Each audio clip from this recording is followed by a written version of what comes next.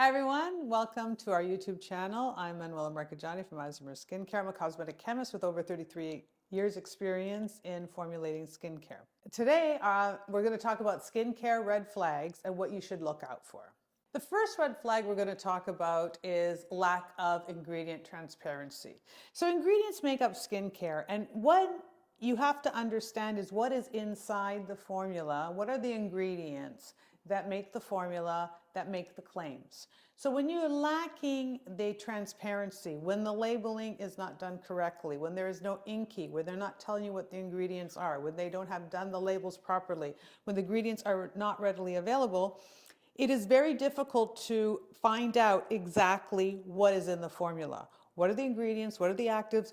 Because based on the ingredients and the actives and where they line up in the inky, you can figure out what this product should actually do or what it actually can do. So not really understanding what the ingredients are, not being transparent, whether you can find them and what order they're in, really affects the claims, what they say about the product and what the product can actually do. The second skincare red flag is overhyped marketing claims. Removes wrinkles and, immediately, or it takes this away, or it's going to be the miracle, or it's the fountain of youth. And then you go and look at the product and you realize that there's really nothing there. It's a lot of marketing. So these miracle claims, they're larger than life, too good to be true. And they're usually positioned in a way without backing, without extra knowledge. It's all the sizzle and there's no steak. That is a big red flag. When they're promising so much that a product can do without actual concrete evidence, you've got to be very, very careful. And also within skincare, there's only so much skincare can do. And once it goes beyond that, you know that this is hype. This is something to get you excited, to get you interested in getting something, and you're buying into the story and you're not buying into the science. Also in line with the marketing and the hype is the wording. So in Canada, there's Health Canada. In the States, in the United States, there is the FDA and FTC, and they actually have cosmetic claim guidelines, which you can and cannot say. With skincare, you're never supposed to make a physiological change in your claim. So you can't claim to cure or fix things in your skincare with your skincare formulations. So the wording is very much regulated. And this is very interesting too, because they want to make sure that nobody over promises, that they're not making it too good to be true, because all the wording is very measured. This is why a lot of times when people are responsible with their skincare formulation and their claims are being authentic and very true, they will say things like, may help reduce the visible signs of aging, or will work on smoothing out wrinkle depth. They're not saying it's going to erase or remove. Nothing very drastic or very dramatic, because those are concrete numbers you can actually go by. When something goes back from 100% gone, or you'll never see this again, those are big claims. And those are things that you have to be careful of. The third thing that's a red flag, especially for me, is no verifiable results. So where's the proof? How do you know this product is working? If you're taking somebody's word for it, you're looking at the packaging itself, it's not going to prove anything. You could look at the inky maybe, but is there more? What kind of proof do we mean? Are there scientific studies? Are there clinical results? Do we have something that's done by an independent body that is looking at it? So people who are making the ingredients, and how do they back it, and how do their peers look at it? Do we have actual before and afters? Not of a model who is the aspirational photo of what maybe we want to become, right? They give you an image of somebody who's really very aspirational. That's not a before and after. For me, it's like taking the real person. If you have acne, you take a real person with acne, they use the product, 30 days later, 60 days later, let's look at their skin. Let's measure it. Let's see what's happening. Is it aging? Is it pigmentation? You want to see where this thing was at day 0, and then what happens to a person and their skin after they've been using this product.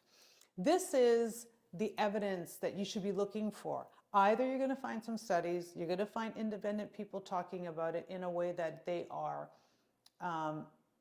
unbiased. They're looking at the actual tangible results. So without any kind of the proof like this, that also to me is a red flag, because just hearsay, anecdotal evidence, people just swear by it, or they love the packaging that it comes in.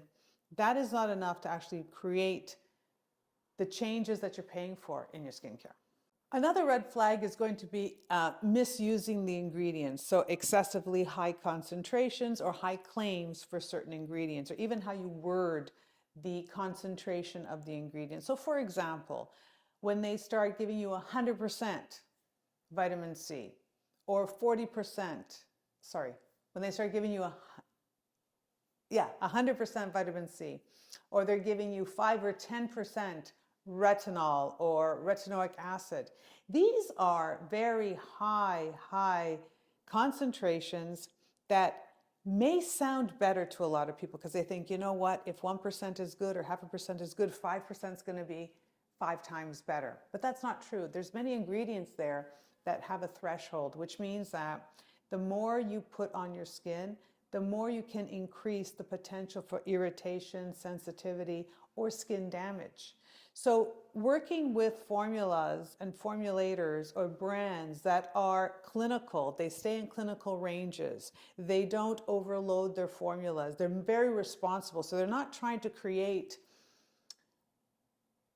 something that could potentially irritate their skin. They understand the difference between how ingredients should be used, right? So you don't want to use ingredients that could over dry your skin, that's going to damage your skin, that you think that because in a retinol case where you have that 1% that works, or 0.5% that works pretty much for everybody, when you get to a higher dosage, you're increasing the risk for sensitivity and irritation.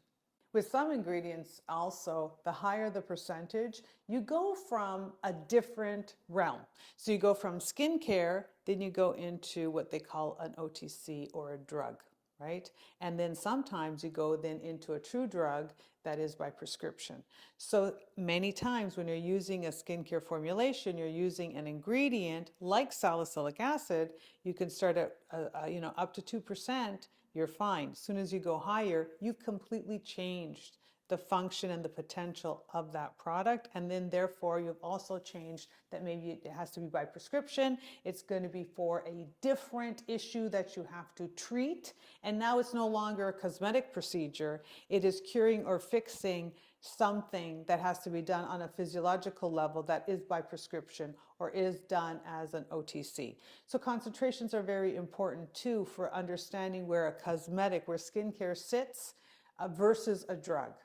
And this is also very important because one, you're using every day at your discretion, and you should have the assumption and understanding and safety of knowing that you can use this safely every day, versus something that would require medical assistance or guidance, right? And some kind of direction.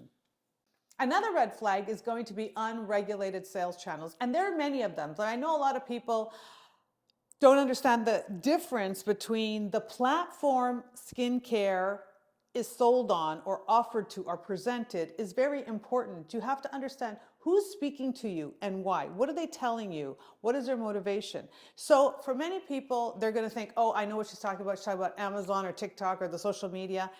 And those are open forums. That's, to me, those lead you're much more open to getting counterfeit product, fraudulent product that's poorly labeled, poorly formulated, unregulated, right? So this is what you're looking for. You're not looking for preventing someone else from making a better product than you.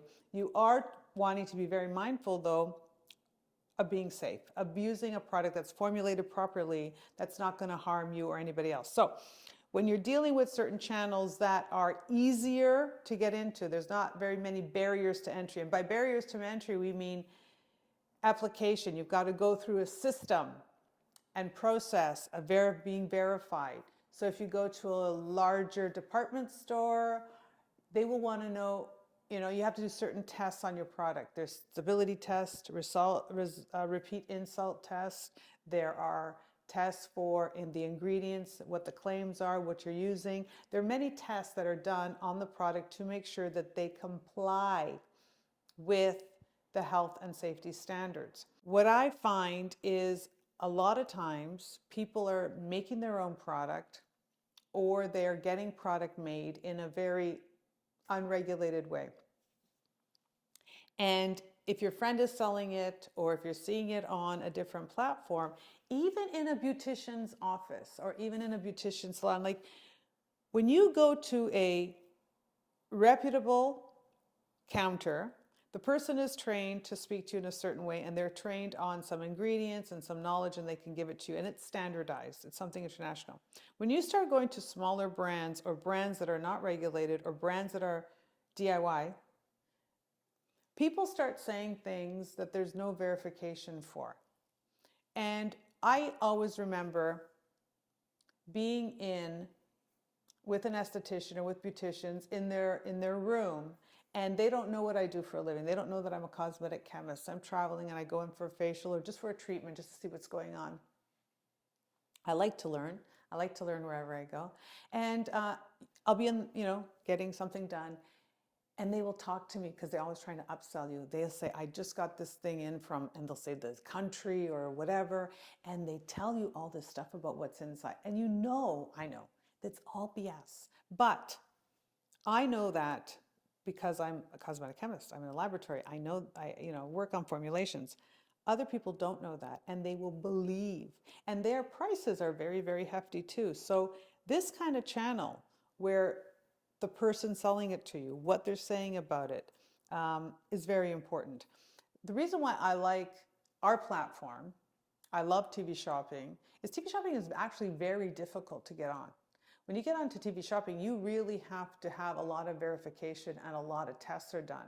It's easier to go through certain distribution for department stores or chain stores, or even certain dermatologist office. It's easier to have that. Once you know the distributor, you kind of get fed into their system, and you can be in any one of those. So I've seen some brands that I have a lot of question marks on be distributed in professional channels because they have looser policies and looser checks and balances than you would on something that's regulated by the FTC or FDA. So that's very important too, to understand the layer or the distribution that you're on, and what they talk about the product and how they sell the product to you and what they're gaining from it. Thank you for tuning in. Those are my 5 red flags in skincare. I hope you found this video entertaining and useful. I'd love to hear what you think your red flags are. What is your red flag in skincare? Comment down below, and don't forget to like, share, and subscribe, and tell 10 friends about Isomers Skincare.